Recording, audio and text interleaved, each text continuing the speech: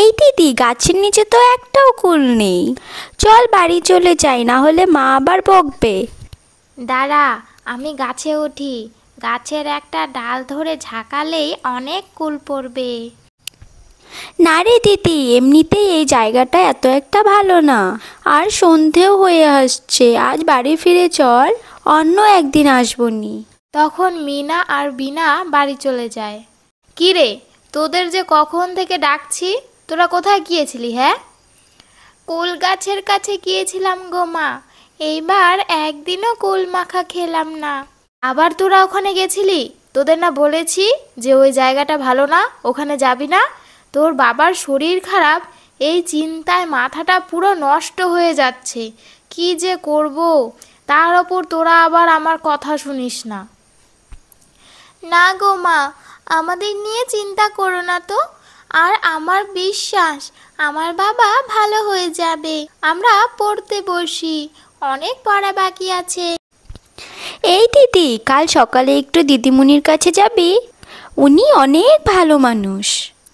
বাবাকে সুস্থ করে তুলতে উনি যদি কোনো পথ দেখিয়ে দেন। ঠিক আছে বোন, তুই কথাটা খারাপ বলিসনি। এই কথাটা তো আমার মাথাতেই আসেনি। আমি তো দিদিমণির কথা ভুলেই গেছিলাম। ও দিদিমণি, বাড়িতে আছো? আমি মিনা গো। আরে মিনা আর বিনা যে, তোরা এতদিন পর, ভালো আছিস তো? হ্যাঁ গো দিদিমণি, ভালো আছি। তুমি ভালো আছো তো? হ্যাঁ হ্যাঁ, ভালোই আছি। এতদিন পর তোদের আমার কথা মনে পড়লো। আয় আয়, ভেতরে আয়। তা তোর বাবার শরীর কেমন আছে এখন? বাবার শরীর তো বেশি ভালো নেই গো দিদিমণি। এখানকার ডাক্তারবাবুরা বলেছেন বাবাকে শহরের কোনো ভালো হাসপাতালে চিকিৎসা করাতে, কিন্তু আমাদের কাছে তো এত পয়সাও নেই। আমার একজন চেনা ছাত্র আছে, ছোটবেলায় আমার কাছে থেকেই পড়াশোনা শিখেছে। এখন কলকাতা শহরের নামকরা বড় ডাক্তার। তোদেরকে আমি একটা চিঠি লিখে দেব, আর আমার বলা ঠিকানায় গিয়ে ডক্টর রমেশ দাসের হাতে চিঠিটা দিবি। আশা করি তোর বাবাকে ভালো করে তুলবে। ঠিক আছে দিদিমণি, তোমাকে অনেক অনেক ধন্যবাদ। দৌড় পাগলি, এতে আবার ধন্যবাদ জানাতে হয় নাকি?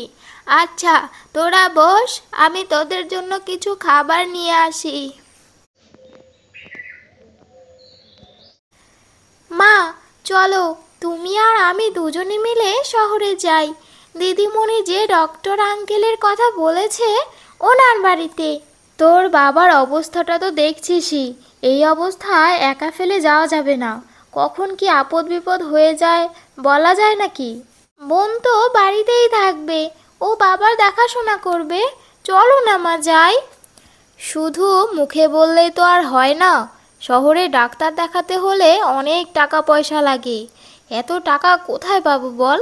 জমি জায়গা বিক্রি করলেও এত টাকা হবে না। তার পরের দিন সকালে মিনা আর বিনা রওনা হয় শহরে যাওয়ার উদ্দেশ্যে। এই দিদি, আমরা তো কখনো একা একা কোথাও যাইনি। আমরা আবার হারিয়ে যাব না তো? না রে বোন, হারাবো কেন?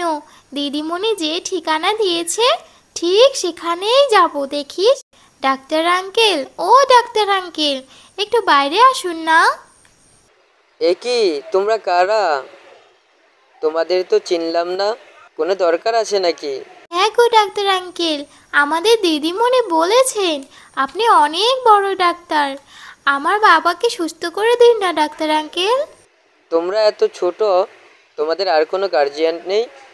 আর কিছুক্ষণের মধ্যে আমার একটা অপারেশন আছে, এখনই আমাকে যেতে হবে। হাতে একদমই সময় নেই। তোমরা পরে এসো কেমন? ডাক্তার আঙ্কেল, আমরা অনেক দূর থেকে এসেছি, আমাদের ফিরিয়ে দিয়েন না। এই দিদি, দিদিমণি যে ডক্টর আঙ্কেলকে চিঠিটা দিতে বলেছিল, সেটা দিচ্ছিস না কেন? আরে, তোমাদের ম্যাম পাঠিয়েছে? আসো, ভিতরে আসো। আগে বলো তো, তোমরা চন্দনপুর গ্রাম থেকে এসেছো? তোমরা কি খাবে বলো? আমরা কিছু খাবো না ডক্টর আঙ্কেল, আমাদের বাবা অনেক অসুস্থ। আপনি শুধু আমাদের সাথে চলুন, আমার বাবাকে ভালো করে দিন। হুম, ম্যাম যেহেতু পাঠিয়েছে তাহলে তো আমাকে চন্দনপুর যেতেই হবে, আর তোমাদের বাবাকেও সুস্থ করে তুলতে হবে।